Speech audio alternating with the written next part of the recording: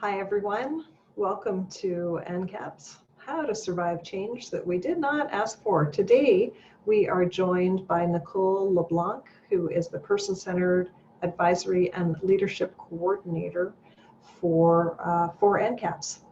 Nicole, what do person-centered thinking, planning, and practice look like in a time of crisis?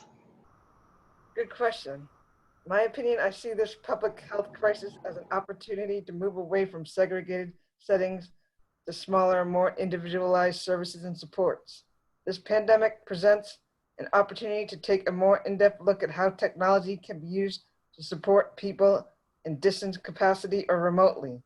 For example, instead of so much focus on group homes, let's focus more on models like supported apartment living.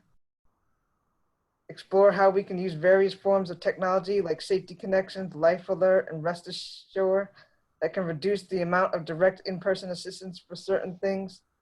For example, safety connections is a system that you set at night before you go to bed, and if something happens, like somebody breaks in or you have a health crisis, someone can come over the loudspeaker and talk to you, and if you need further assistance, a responder can be sent over within minutes.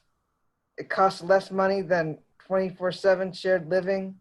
Moving away from segregated settings is directly in line with physical distancing.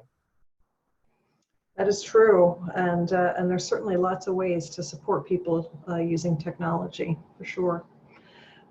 Nicole, another question, what lessons then can we apply from person-centered thinking, planning, and practice to help all of us get through in this time of pandemic? Clearly have a lot of work to do in order to improve health outcomes for people with disabilities who are a medically underserved population.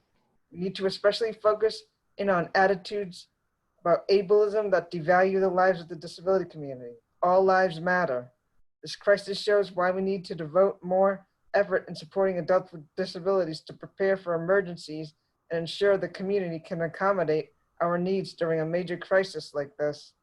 It is important that we explore how we can use social capital and support folks to develop a mix of paid and unpaid relationships so that we have a robust support network during tough times like this.